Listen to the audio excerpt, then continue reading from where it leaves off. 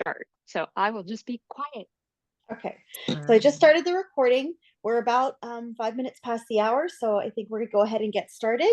All We right. definitely want to say thank you again to Elias for being here. Elias has been doing makeup for about 5 years and is very excited to share what they have learned from figure making that it's translated over into makeup, and we're very excited for everything that you're about to share with us. Awesome. Thank you so much, Jules. And thanks, Halcyon, for having me. And thank you, everybody, for tuning in. So I'm going to go ahead and share my screen. Um, all right. And let's get this show on the road. Is this everybody seeing what I'm seeing? Yep. All right, perfect. So today I'm going to be talking about making film quality special effects makeups.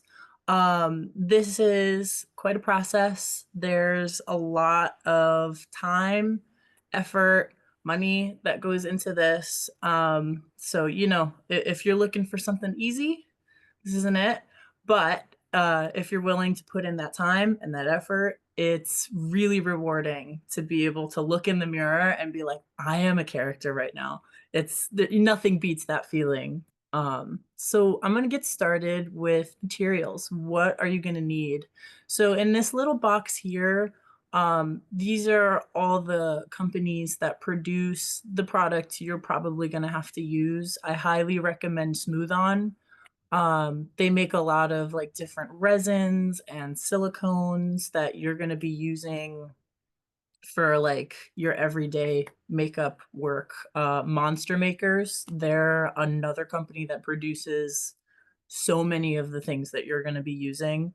Krylon and Maron, they're really great. Krylon usually I use for like paints and sprays, fixatives, sealers, and Maron also does paint, but that's usually what I use is their cream-based, water-based paints for applying directly to your skin. And those wash off way easier than airbrush alcohol-based paint. But if you get airbrush on yourself, sometimes that's what the art requires. Um, so some of the really important materials that you're gonna want are monster clay, and that's like a wax-based clay. It's heat activated. So when you want to keep it moldable and soft, you're gonna hit it with a hair dryer, or if you see here, I've listed a wax melting pot. If you need wet clay as you're working, it's nice to have a wax melting pot next to your workstation so you can just use a popsicle stick and dip into it and get wet clay when you need it. What's really great about monster clay is like with water-based clays like ceramic clay is that it goes bad. You really only get to use it once and then it dries out and it's never really the same. But with monster clay, when you're done with it, you just melt it down and use it again. So you can really get away with buying like maybe a few tubs of it and not really have to buy any more after that. It's really great for like sculpting maquettes, for action figure work, personal projects. It's an extremely volatile medium. Highly recommend Monster Clay. I have like 5 tubs of it, I think. And I did specify that there's a different type of Monster Clay. There's gray and there's brown. The gray Monster Clay is a newer formula. I think that came out like maybe 2020. Monster Makers just released it. And what I noticed with the gray Monster Clay is that it is a little more firm, but it's less sticky. Um, and it's also a lot easier to clean out of your mold when you're done with it. Um, you're going to need sculpting tools to manipulate your clay as you're working on it. Hydrocal white gypsum cement, that's for your mold making. I don't know if I wrote this down in here. Um, Hydrocal, there's also, okay, Ultracal. I did write that down. Ultracal is also gypsum cement, but when it hardens, it's a lot more dense and heavy, almost like stone instead of plaster. And what you're gonna want the Ultracal for is for your life cast, which is a crucial ingredient to making a form-fitting makeup. Mold release spray. I'm pretty sure Monster Makers releases they sell a pretty good mold release spray, and you're gonna want to spray that onto your sculpture every time you're making a mold. You're gonna need burlap for making your molds. It kind of like binds the plaster together. So if any cracks form in your mold, by the way, cracks are really bad and you don't want them to happen. But if they do, if you have burlap in your mold, it will keep your mold from shattering or falling apart completely. It kind of binds it all together. And I'll get more into how you work burlap into your mold when I get to that part of the lesson. You're going to want plaster of Paris. You're going to want some body double platinum silicone that's sold by Smooth On. You're going to want liquid latex. A very important ingredient here is foam latex, and I have a star next to that because foam latex is a bit of a process. It's not an ingredient that you can just buy in a bucket and pour into your mold. You have to make it yourself. And that's true for any movie production, really. There's a lot that goes into the makeups. You know, you watch Star Wars and you're like, oh, wow, look at all these aliens, so cool. But you don't see like all the hours that go into making these aliens possible. And that stuff always fascinated me as a kid. You know, we all love Star Wars here. There's no question about that. Um, but, you know, seeing these aliens, I was like, I wanna learn how to make these, and this show, Face Off, came out. I don't know if any of you have heard of Face Off. It was a competition game show about, all these makeup artists competing to win the prize at the end of the season, and I watched every episode of that show religiously because the art of making these creatures fascinated me so much, and I actually got to study under one of the contestants from Face Off. I don't know how closely any of you guys followed it, but Tyler Green, I believe he was in season 6 and 11 All Stars. And he has a makeup studio not too far away from me. It's like a 40-minute drive, and he does makeup classes. And I studied in makeup under him, and he taught me so much. I have some pictures of him in this presentation. And I'll share what he taught me with you guys. Prosate adhesive and adhesive remover. I know we all want to be aliens, but we probably shouldn't stay aliens forever. So the remover is an important part. We've also got airbrushing. You know, you're going to need an airbrush, which, you know, high barrier of entry with the price. I have an airbrush. It cost me, I think I spent like $115 on my airbrush, but it's a great piece and it, you know, I can't complain. It's one of my favorite tools. You're gonna want an air compressor because you might have an airbrush, but with no air coming through the brush, it doesn't really do a lot. Um, you're also gonna want some sponges, cups, like little medicine cups or like Dixie cups. You're gonna want some really cheap brushes because a lot of things are gonna get really messed up. And you're gonna want some popsicle sticks just for like stirring up your silicones or your paint, whatever. Isopropyl alcohol, that's an important ingredient. Acrylic paint, airbrush paint. I prefer alcohol-based airbrush paint. Body paint and setting powder at the end, just to kind of lock everything in. Um, and up next, I'm going to break down all the necessary processes to making a special effects makeup. So you want to start with your concept, you know, then you're going to move on to life casting. That's making a copy of your face. Then you're going to sculpt your creature. You're going to mold your creature, paint it, and then apply it. Concept is step one. So at the heart of every great makeup, anything is a good concept. If you don't have a concept, I don't understand why you're making a makeup because you need to know what you want to make before you make it. Have a clear vision of what you want to do, but be adaptable because, you know, practical processes aren't always neat and perfect. You know, you might have an idea in your mind of this is how I want it to be and this is how it's going to look, but things happen and you need to be able to pivot. So be adaptable. And when you have a clear vision of what your character is supposed to be, you can handle these pivots more gracefully because I still know what this character is going to be. I know what's important to keep. If something needs to go, I either know, is it okay to let this aspect of the design go away? Is it okay? Or is it something that's non-negotiable? Or is there an easier thing I can replace this design element with that still serves the higher idea of what this character is supposed to be? And importantly, you're going to want to practically plan out how you're going to make this, because that's a huge part of concept. You know, you can say, oh, I want it to be like a fish in a tank and I want to like fill it with water. And it's like, okay, now do that. And then it becomes a lot more difficult. So, you know, be realistic and what you can achieve. Um, and you want to like build your idea with the thought in mind that you're going to have to make it, because you are. Um, Up next is life casting. Here you can see that's Tyler Green right here. And that's Jamie. He was one of my classmates. And life casting is making a copy of your face that's going to be the heart of every makeup you do. You don't want to break your life cast. If you break it, you got to make it again. Take good care of it. Keep it in a safe place. Um, I'll get a little bit into the process of how you make a life cast. So step one, you're gonna wanna apply a bald cap. I have all this hair, so I had to like wind it up real tight and put a bald cap over it.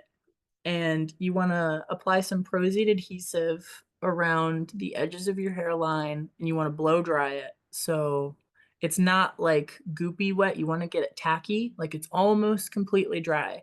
And then you lay down your bald cap around that edge and it sticks just like that because it's already mostly dry. Um, and you want to apply petroleum jelly. What's like Vaseline petroleum jelly. You can just rub that like all over your skin. You want to get a lot of it on your eyebrows and you want to get it on your eyelashes, because the silicone, the alginate silicone that you're putting on your face likes to stick to your hairs. So I think, oh, actually, I'm just kidding. Uh, when you life cast your face, you are going to want to lock in your eyebrows with some Elmer's glue. That's very important. So like take a glue stick and rub it into your eyebrows, maybe do it 2 or 3 times to really keep your hairs safe in there. And you're going to put some petroleum jelly over that, eyelashes as well. And when you're applying the silicone onto your face, you only have 5 minutes. That stuff cures up really quick. So you're going to mix it together, and you're probably going to want to have a friend help you for this part because it'd be really difficult to do it on your own.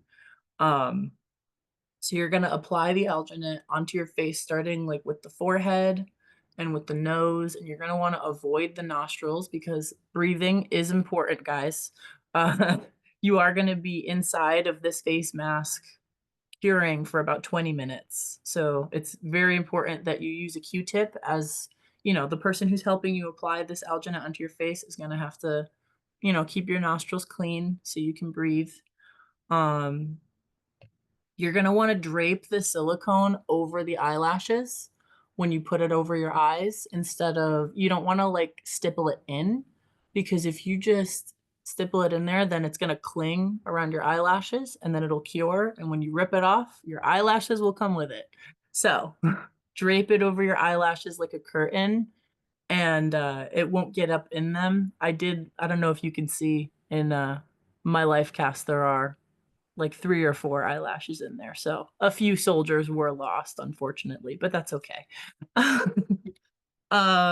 Silicone, 5-minute pot life, 20 minutes to cure. So once the silicone is on your face, like you can see here, that's like, I think you want to build it maybe up to like, You're muted. oh, am I muted? Oh, sorry, that's me. I didn't realize Oh, it unmuted. Sorry. Go okay. ahead. That's okay. You're gonna want to build it up maybe like a centimeter thick over your face. And once it's not quite cured, like the first 5 minutes, once it's kind of like gelling, that's when you want to dip your plaster of Paris and build a shell around the face. Because if you were to peel that silicone right off of you, it would deform and it wouldn't hold its shape when you're making your life cast. So you want to use this plaster of Paris to create a rigid shell that'll hold the shape. And that cures, you want to get a plaster of Paris that's going to cure very quickly because, you know, in 20 minutes, you're going to want this off. You're going to brush the ultracal into your mold when it's time to make the actual cast of your face. So you're going to brush a thin layer of this wet plaster into your empty mold. And between every thin layer of the ultracal, you're going to take pieces of the burlap that I mentioned before, and you're going to just layer them into the mold and then do another layer of plaster, another layer of burlap, another layer of plaster, and you just alternate between the two. And that burlap really binds it all together, because if you were to like drop your life cast, don't ever do that. But if you were, it'd be better if you only chipped off a piece of it than if the whole thing were to shatter on the floor like glass. And that's the point of the burlap. It really it makes it so much stronger. Another thing about making your life cast as you're building up, you probably want the plaster on your life cast to be like 2-3 inches thick. On the outermost layer, the surface that you're going to be handling, you want to smooth it with some water, because if that surface on the back of your mold is all sharp and ragged, you can actually cut your knuckles while you're handling it. So you don't want to do that.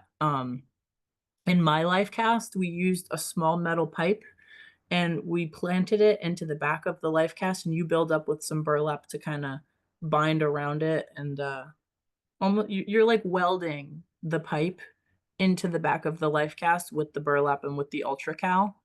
And you want to keep that smooth, and that way you have a handle on the back of your life cast to pull it out of the mold later. And it's also nice for being able to carry it because it's quite heavy. It's like a rock.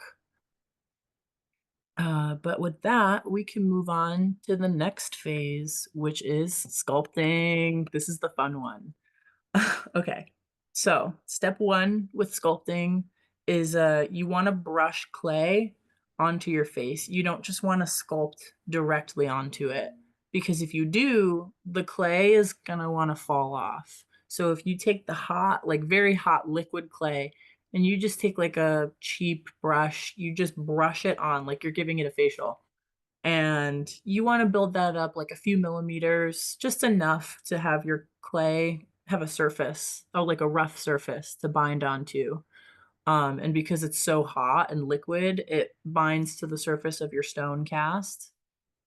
Another important thing to keep in mind as you're sculpting is to sculpt both sides of the face simultaneously.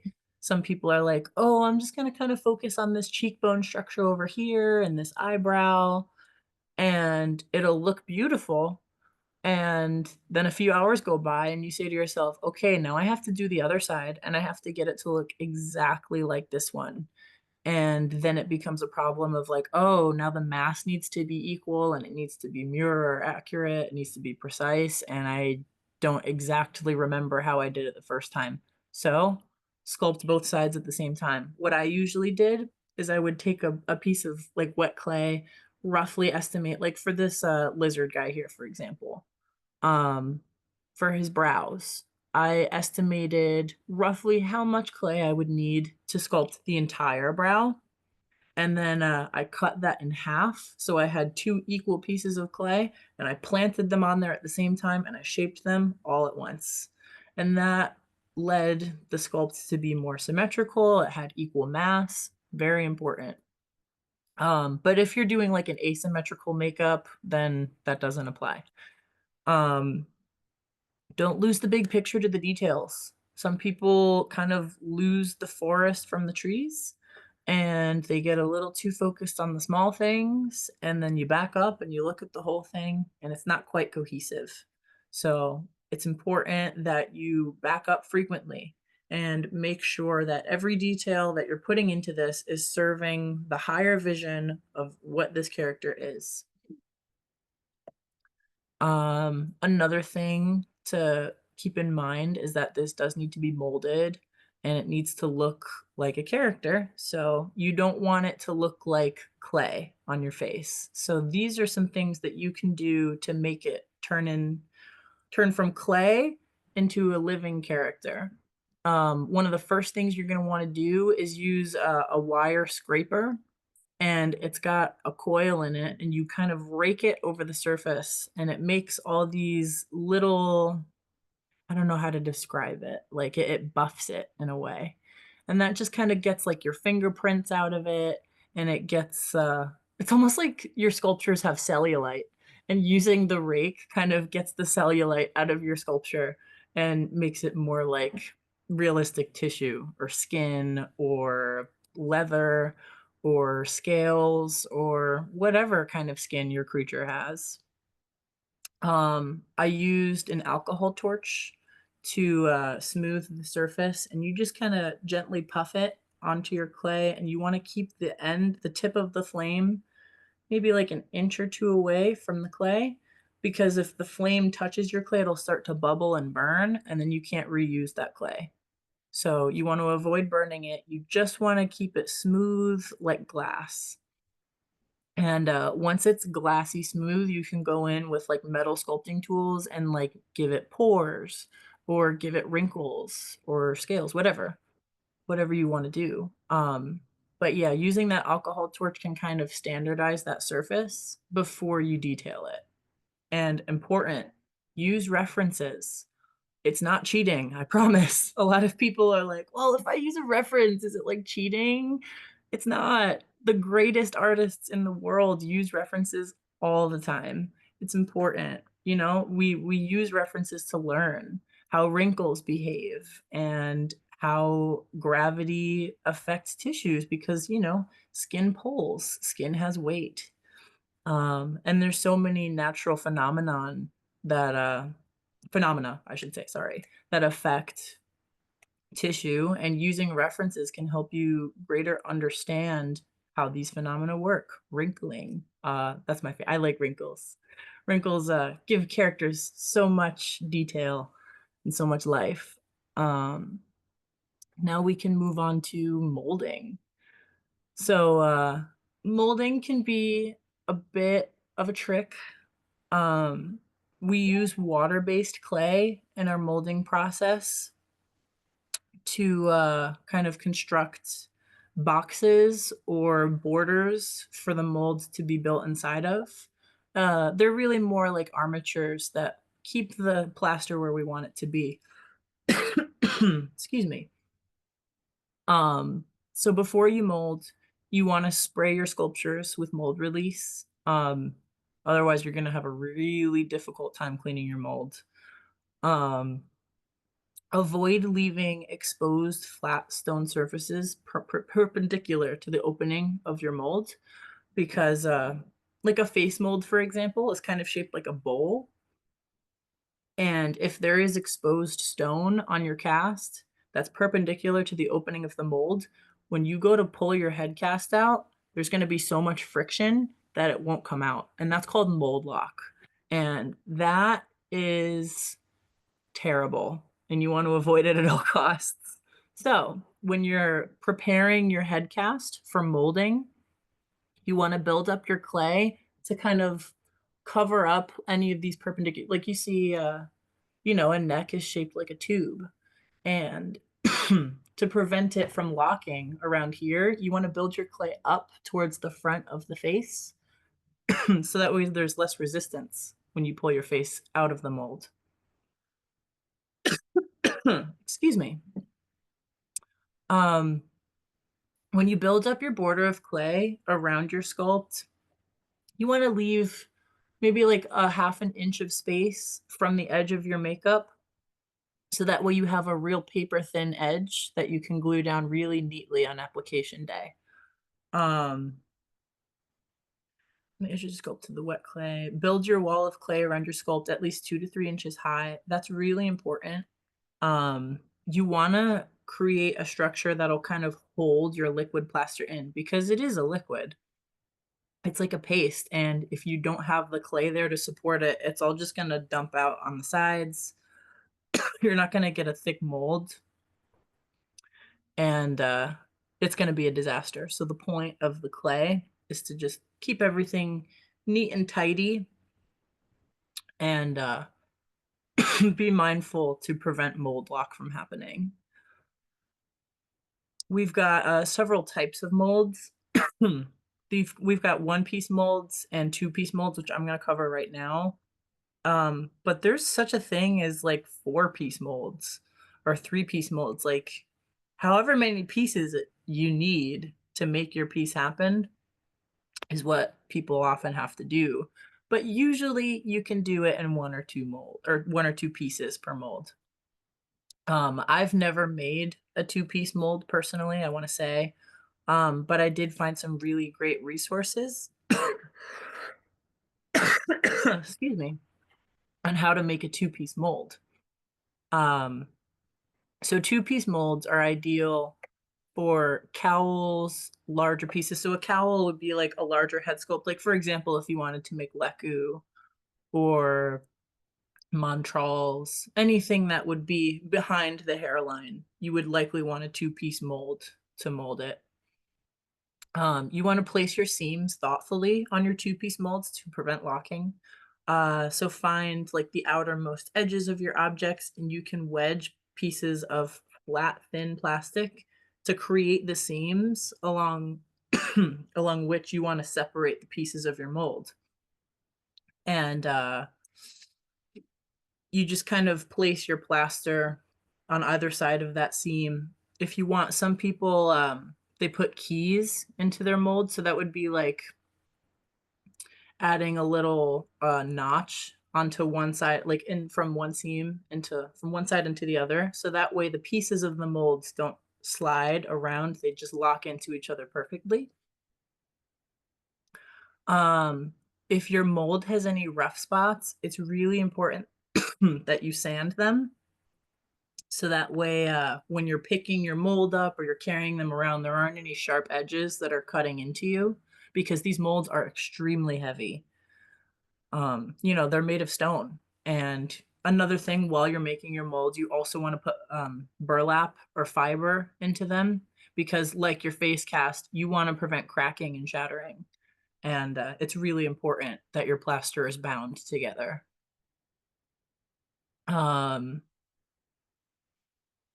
Another thing, build your mold up to be like 2 to 3 inches thick. You want it to be strong. If you're making a really big, hefty piece, if you need to build your mold up to be 5 inches thick, then that's what you got to do.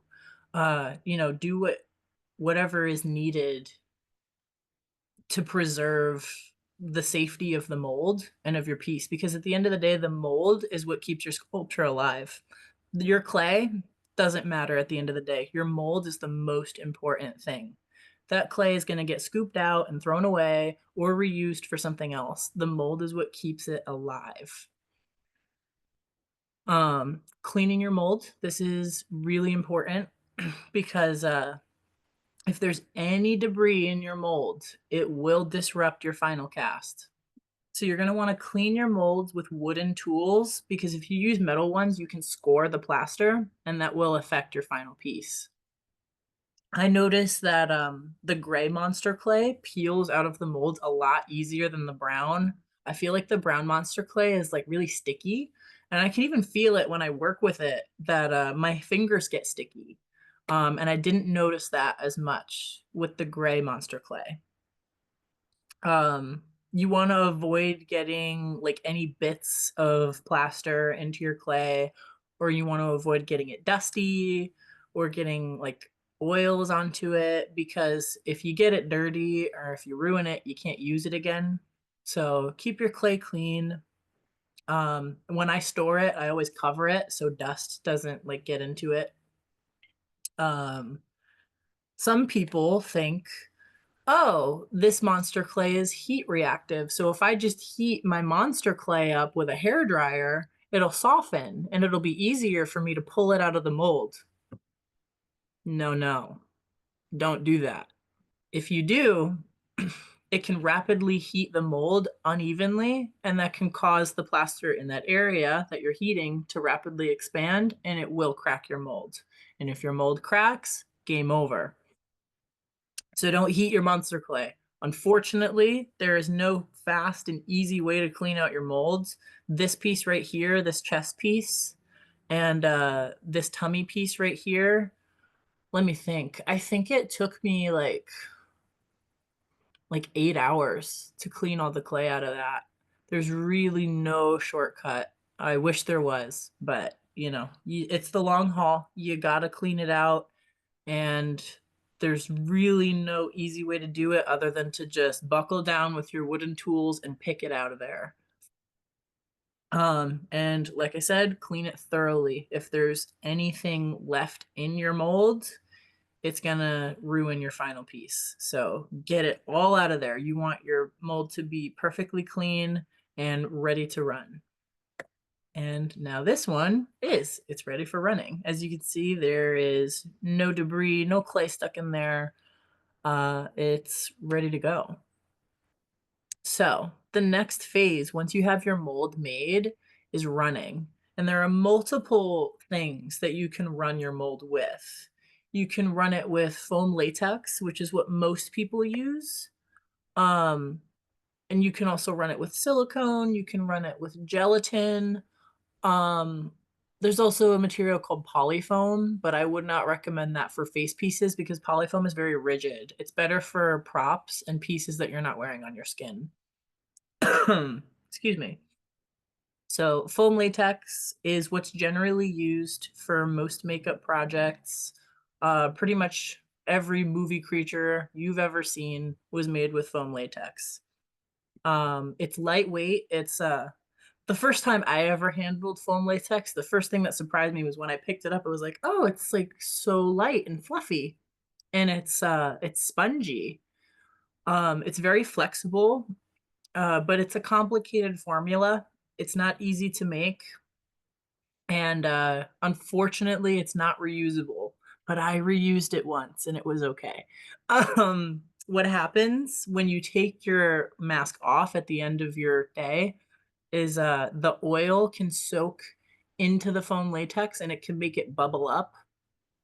But I noticed after powdering the inside of my mask that the bubbling kind of went down. And a few months later, I was actually able to wear the same mask again.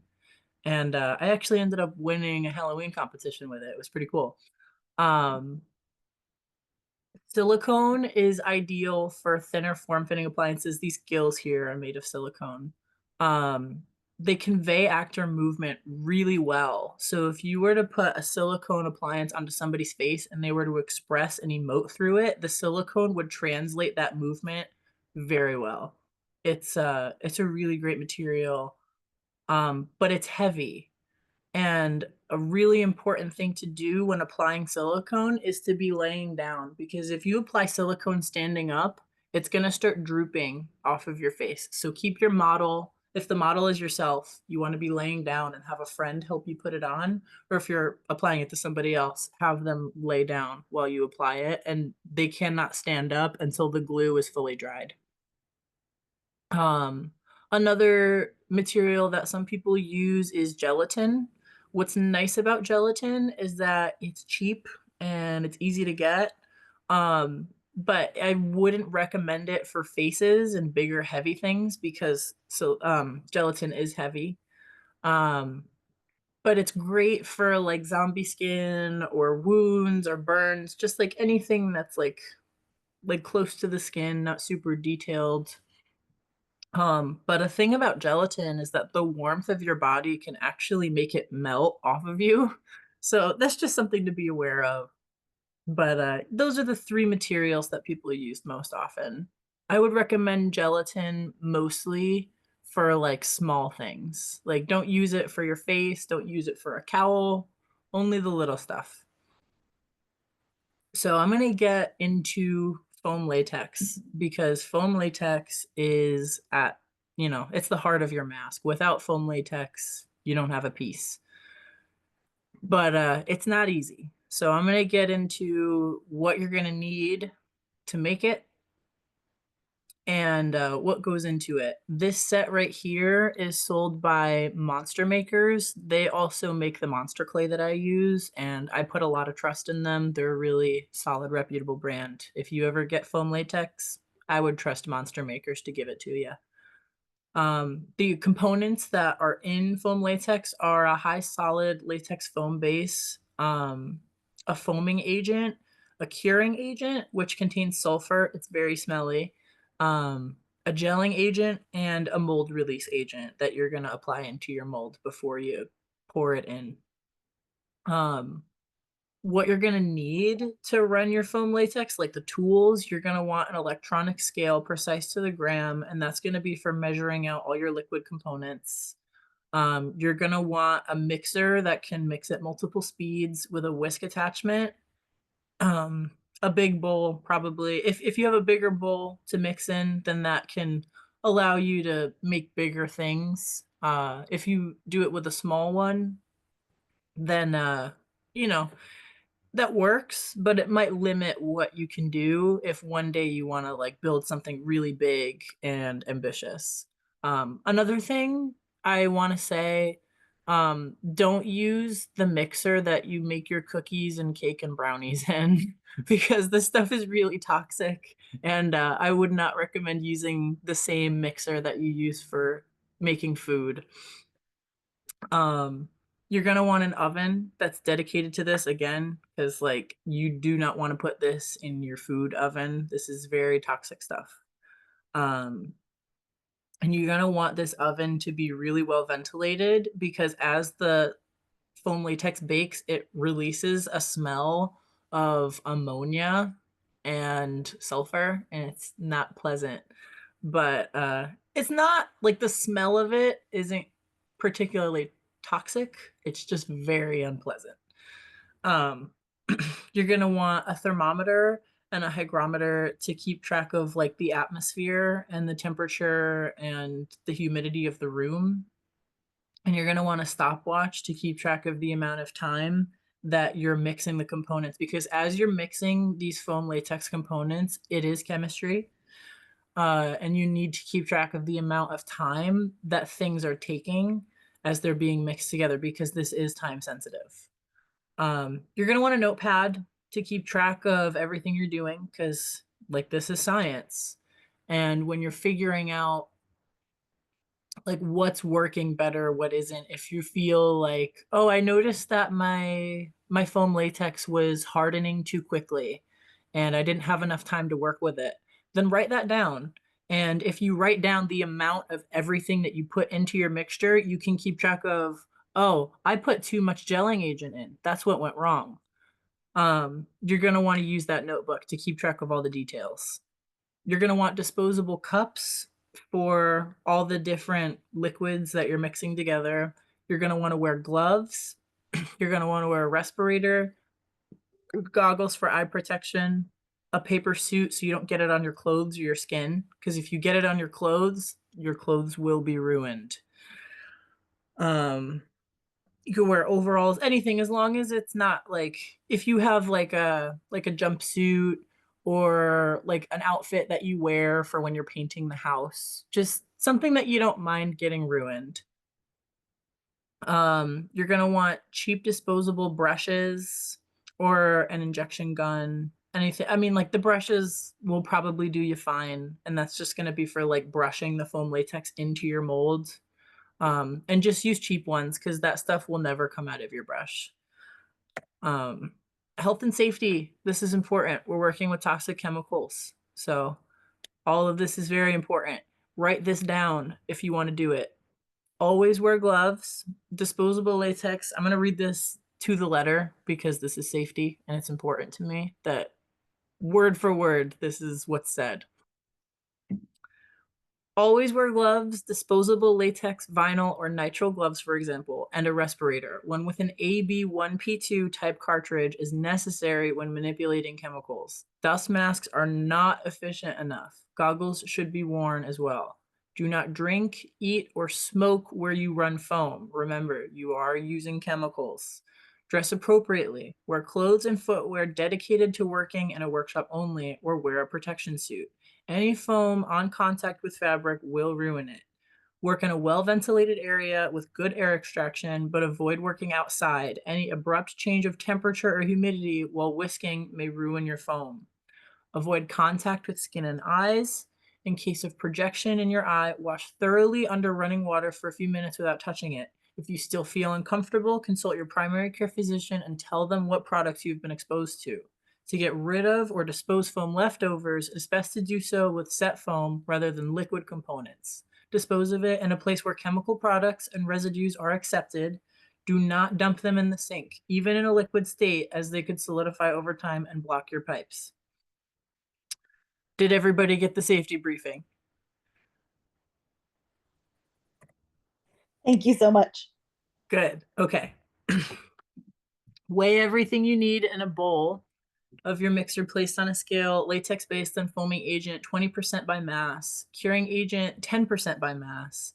Add the colors you need at that. So if you want to like dye your foam latex, like for example, for painting my lizard guy, it might have been easier if I added a little bit of yellow or green dye to kind of speed up my painting. If you want to dye your foam latex, this is the point in the process where you would want to do it.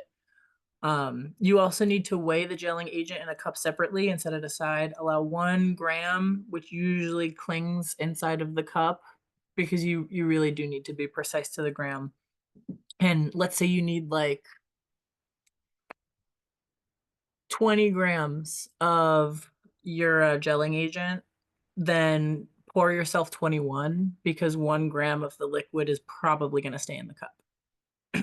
To give it its desired volume, you're going to place the bowl back into your mixer and start whisking it at high speed. Depending on the amount of your mix, the temperature, it could take between 3 to 6 minutes or more for the foam to rise up to your desired volume. Once you have the volume of foam you want, turn your mixture speed down to the slower setting. Refining the foam, which is what you're going to do next, means breaking down the air bubbles in the batch into tiny, smaller air bubbles. Depending on the amount of the mix, it could take 5 to 20 minutes to get a smooth aspect, which means there's no more bubbles in it. Don't forget to write down all the steps of your process so you can adjust your formula as needed in the future. The more time your batch spends to, the more time it takes to rise up to the volume you want and refine, the more ammonia comes out of it. So the longer you mix it, it's losing ammonia, and that will make it set faster, which means if you mix it longer, it's losing ammonia and you're not going to have as much time to pour it into your mold. So try to mix it as quickly as you can safely. Once you're satisfied with like the aspect of your foam and there's like no bubbles in it and it's risen to a volume that you're happy with, you can add the gelling agent into it. On the slowest speed your mixer can go, pour the gelling agent in slowly over like 30 seconds. Aim between the whisk and the edge of the bowl for better mixing, like right where everything's getting mixed in, because like it can cling to the edges and usually the stuff inside the whisk doesn't mix as well. So you want to pour it right in that sweet spot. Avoid the inside of the whisk, like don't dump your gelling agent into the whisk because it doesn't mix well in there. But if you've got a big whisk, you can put ping pong balls inside of it and those kind of jumble around and mix the foam latex that's inside of the whisk. I thought that was a really cool tip. Use a spatula to scrape along the edges of your bowl so that way, you know, all that good foam latex isn't clinging to the sides and everything's mixing together thoroughly. You're gonna let that mixer run for about 1 minute and 30 seconds, like with the gelling agent in it, and then you're ready to pour. So once you've filled your mold with foam, you're gonna let it set completely before you put it in the oven. And I think that takes about like an hour. So you're gonna want to let your foam set, and you're gonna preheat your oven to 185 to 195 degrees. So it's kind of a low heat, but you bake it at a low heat for a long time. So the thickest part of your mold is going to determine how much time you're going to bake it for. So if the mold is made of plaster, it's going to take 1 hour of baking time per centimeter, like a 1/2 inch of thickness of the mold. Make sure your oven is well ventilated or has good air extraction because it's very, very stinky. If your foam after baking looks gray or brown, then that means you overcooked it, and the properties of the foam latex have changed and it's a little weaker. You can steam it to get the color back and to make it like at least kind of usable again, but it's still gonna be like weaker and less stretchy. It won't be quite the same, but you can at least kind of semi-salvage your piece if you overcook it. Turn the oven off and let it cool down for over an hour, or at least until the temperature on the inside of the oven is close to the temperature of the room. Because if you take your hot mold out of your oven and put it into room temperature air, it's going to shock and your mold will crack.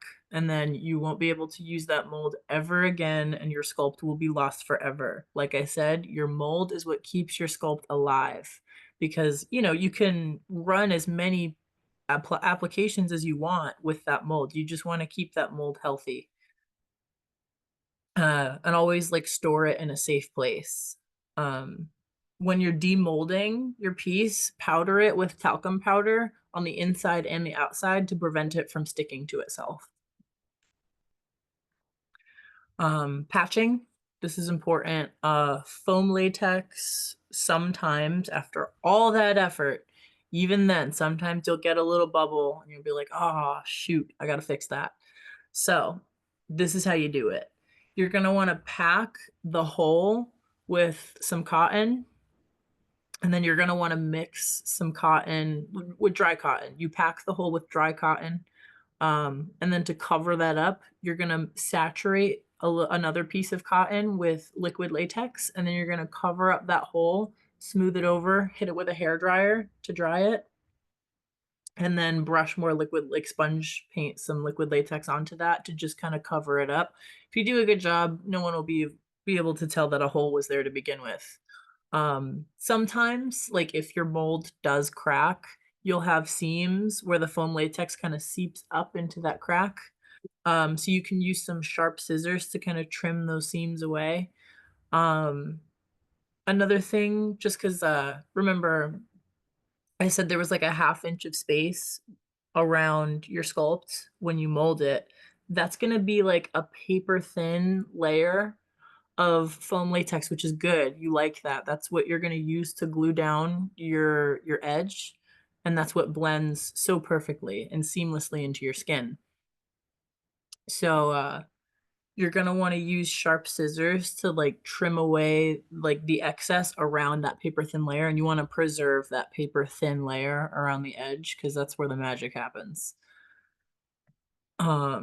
Pre-painting, this is fun. Once your piece is prepped and ready to be painted, you're going to use acrylic paint to kind of get the base colors on it. You're going to mix it like 50-50 with Pros-Aid adhesive, and Pros-Aid is the same glue that you're using to put the makeup onto your face. And the Pros-Aid, what it does is it keeps your acrylic paint from flaking off of your mold or from cracking. It just binds the paint together. So you're going to mix your colors into a cup and, get your color just right.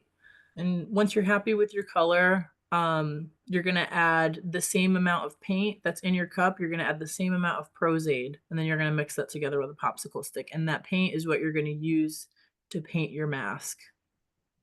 You're going to have a few different batches of paint as you work. You might want like a few different, like in this lizard case, I wanted to highlight, so I mixed a few different shades of green so that I could do like shadowy areas, more shiny areas. Use cheap sponges and brushes because they will be ruined. Any brush or sponge that touches Pros-Aid will never be the same after you're done with it. It's glue, you're painting glue. So use a cheap brush. For airbrushing, you're going to want to mix like 10 milliliters of alcohol. However much alcohol volume your airbrush cup can handle is what you're going to mix at one time. And with alcohol-based paint for your airbrush, you don't need a whole lot of it.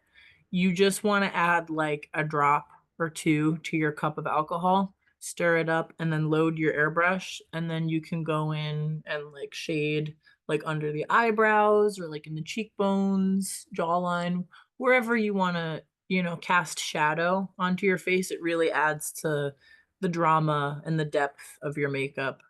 But yeah, you don't really need a whole lot of the alcohol-based paint in your actual paint mixture, just like a drop or two. It's mostly alcohol and it dries very quickly. Like when you airbrush your mask, you've got about 2 seconds before the paint that you put on it is dry. If you make a mistake, you can use alcohol, just like plain alcohol, and brush your mistake away, but you need to act quickly or it'll set in. Application. This part's fun. This part's very fun.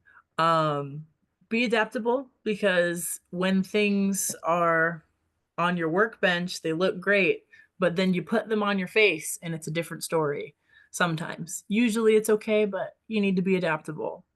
You need to troubleshoot sometimes. Like this lizard guy, for example.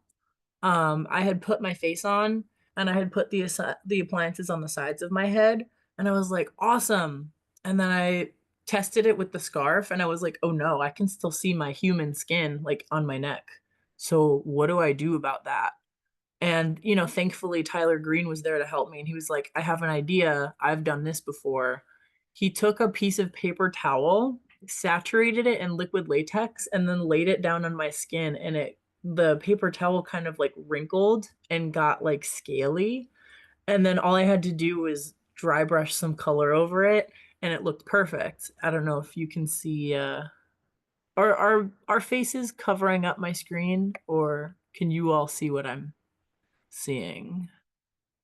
Like right here.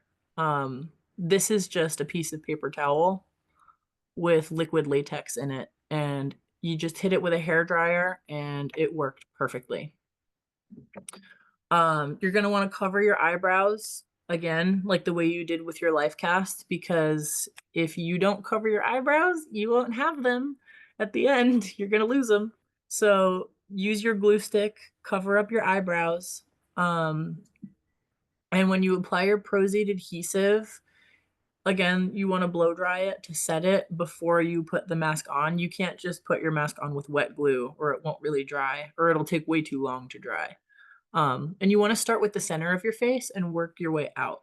So when I applied these makeups, I would start with my brow. I would apply glue around here, on my nose, around my eyes, and then lay the mask down on that. And then you can lift it away and apply glue to your cheeks and lay those down, and your forehead. And then at the end, you finally can do that last edge all the way around your face. And that's how you get a really clean, seamless transition from the makeup into your skin. Once everything is on, then you can do your skin touch-ups. So like if your eyelids are still skin, you can go in with the same acrylic paint. I just use the acrylic paint that I had used for the rest of my face on the makeup. Just don't use Prozade adhesive in that paint. I mean, you could. I don't recommend it, but it's going to take a few days for it to come off. So either use body paint, like water-based body paint to paint your skin, or just straight acrylic paint with no Prozade adhesive in it. You could also airbrush the alcohol paint onto your skin. That should be fine. But I would avoid doing it around your eyes because that alcohol vapor can burn. So around your eyes, I would recommend you just use the water-based cream paints from Maron. Airbrush the final details into it, and then you're ready to be on set. So anybody who wants to try to do this at home, I would recommend you find a local artist who supports the craft. Show them that you are serious about doing makeup. Like in my situation, I'm very lucky that I live close to Tyler Green, and he offers a really cool class because it offers people a chance to kind of like dip their toe into makeup with like a lower to take his class is $1,000. I want to be transparent about that. But it's immensely worth it to me because I saw it as a relatively like low commitment way to dip my toe into the ways of learning makeup because usually when you want to learn about makeup, you have to like go to college for it. And I thought this was a great way to learn about doing makeup without having to like do college. I was able to just go on Tuesdays and take the class, and I learned a lot about how to do makeups. Um, Stan Winston, they're a company I know of. They offer online courses and all kinds of things. They offer courses in props, monster making, makeup, puppets, animatronics, tons of stuff. And they've worked on so many movies that we love. I know Stan Winston was responsible for the Velociraptor animatronics in Jurassic Park. And Stan Winston also built the metal Terminator creature for the Terminator movie. They've worked on so many great films that we all love. So check out Stan Winston. They have online classes for things you might be curious about learning. And thank you for tuning into my class. I hope that this was informative. Does anybody have any questions? Elias, we did get a question in the chat about where do you start doing this? Because it seems like you do need to have a separate oven, you need to have equipment. So Right. do you recommend finding someone who's already set up and starting with them, or do you try to build your own kind of lab for it? I would, in my case, I learned with Tyler, and what was great is he already had a lab set up because, you know, this is all expensive machinery and equipment. It's a commitment. So, if you can find an artist around you that does already have a lab set up, I recommend you just go to them and be like, "Hey, I'm really serious about learning how to do this. Can I borrow your lab or will you teach me how to work in your lab?" Because some artists are more particular than others, like, "Don't touch that, don't do that, don't do this." So, you know, you want to obviously build a respectful relationship with whoever's lab you're sharing. But if that's not an option for you and you have to build your own, then the mixer and the oven and all those other chemicals are things you're going to have to get for yourself, which isn't cheap, but it's really cool. So if you do it, I understand why. Do we have any other questions?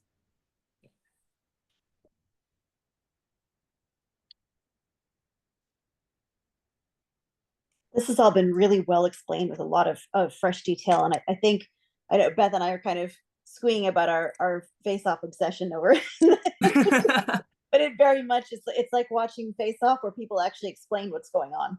So Right, right. it's very exciting, I think. Face Off Fantastic. was always one of my favorite shows as a kid, and I was kind of like always watching, and there's so many things that you get to see in Face Off, but there's also a lot of things you don't. So I was hoping that with this class, I was able to show you the things that you don't see. It's very exciting, and the safety information is very informative also. I think that's a lot of stuff that most of us didn't realize or didn't know right off the bat. There was going to be, you know, it's really an investment not just of your time, but of your dedication to keeping everything it's safe. I mean, just frankly, it's safe. Yeah. Yeah. It's no it's not for slouches. You know, you definitely have to you bring your A game to the table to make it possible. Oh, Dennis, I think you're muted. It looked like you were saying something. To somebody else in the room, that's all. Oh, okay, sorry. Thanks. Does But everybody yeah, I mean, pop on screen for a minute and get a picture? Yeah. So if you could what's the word? spotlight. Take off the spotlight. Yeah. Yeah. I was trying to figure out how to. Yeah, And turn then off what the I'll screen share do. so you can get all the pictures. So I'm gonna Okay. do perfect. Perfect. Okay, so I will count to 3. Get your best face on. Okay. That is not my best face, so let's try that again. Okay, I have to remember to like smile while I click new. Okay, 1, 2, 3. I'm going to take it now. Oh, good. We all look so good. I love it. Thank you so much. I love it. That was super informative. Thank you so much. You're welcome. I'm glad it was. You know, I really, it mattered to me that I gave you guys a really comprehensive, like, cover of what makeup's all about and what the process is. So I have a last question for those of us who literally would never be able to do this. I can't be around chemicals, unfortunately. Like I would love to be able to play with resin, but I pass out. So I'm wondering, are there people who, and I'm sure it's in the thousands of dollars, but if you ever did want to have something made, because you can wear them again, right? It's not just a one-time wear if you take good care of the mask.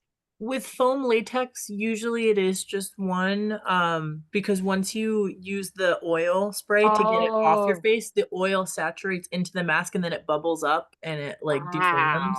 wow. Okay. But unfortunately, I mean, I reused a mask because I put talcum powder into it and the bubbling actually went Yeah. down. It went Okay. down and I was actually able to wear it again.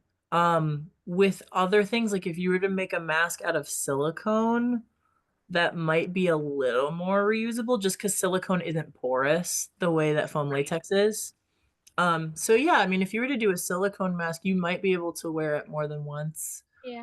I Um, think, would it be possible, like, to buy a mask base and try and just DIY, like, kind of plus up I mean, I'm never going to be able to make what you made, but I love the principles of what you suggested and was wondering if I could apply them to something a little more lo-fi.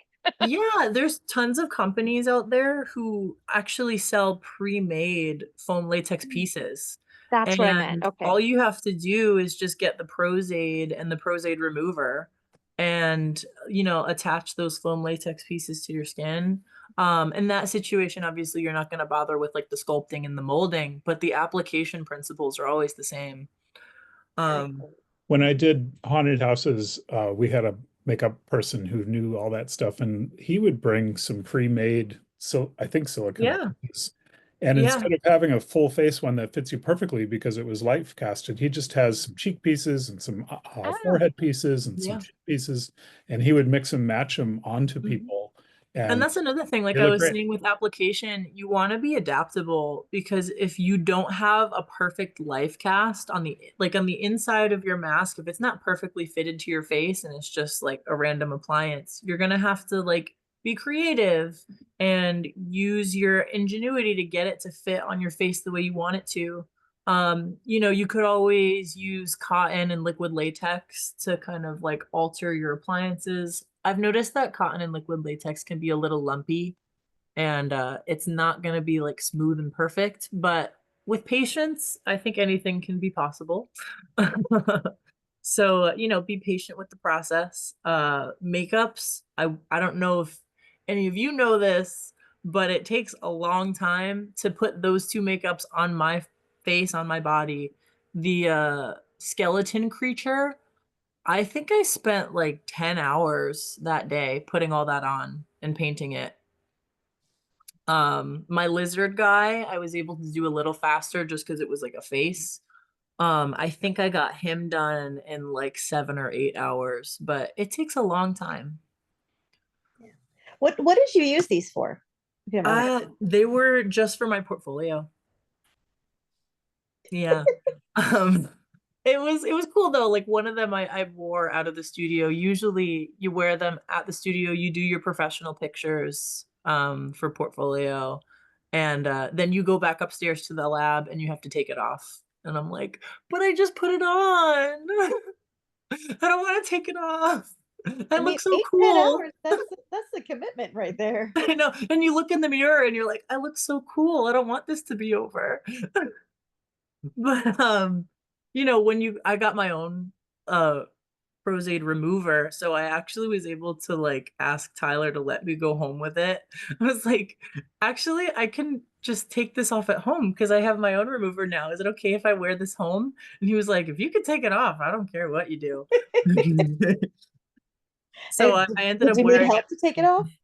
No, it's not too difficult. You know, you just you find the edge, you spray it, and then you lift it. And the more you spray in, the easier it is to peel away that edge. And you just kind of work away at it. It takes maybe like 30 minutes to get it off of you. And then you take a shower and wash everything off.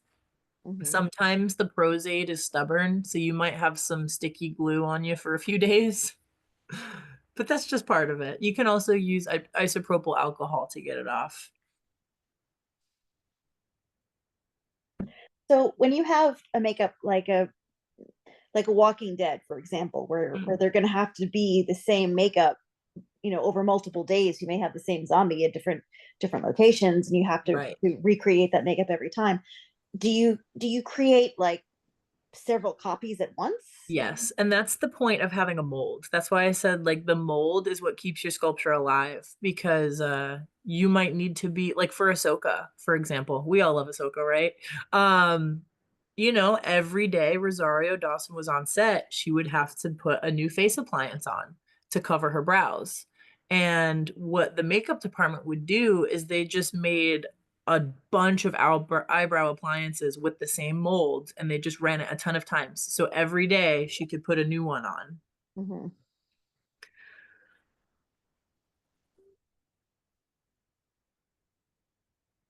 Any more questions?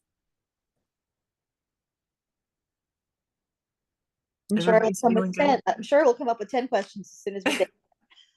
Well, if anybody thinks of any questions that they didn't think of now, you can always reach me on like Facebook Messenger. You could email me at customsforthekid@gmail.com. I love helping people and I love sharing the arts. So if anybody has a question that they can't think of now and they think of later, shoot me a message and I'll answer it best I can. That's fantastic. Thank you so much. Thank you for Really having me. I appreciate feel your time so today. lucky that I got to be on House and On. Thank you so much. We've loved having you here, and we'll reach out and we'll set up a conversation about the figures also. Yeah, that would be great. Awesome. Thank you so much. Thank you. Everybody, thank you so much for being here. Anybody have any last questions? Thanks for setting it up. Thank you so much. You're welcome. Everybody have a great day. You May too. the force be with you all. You too.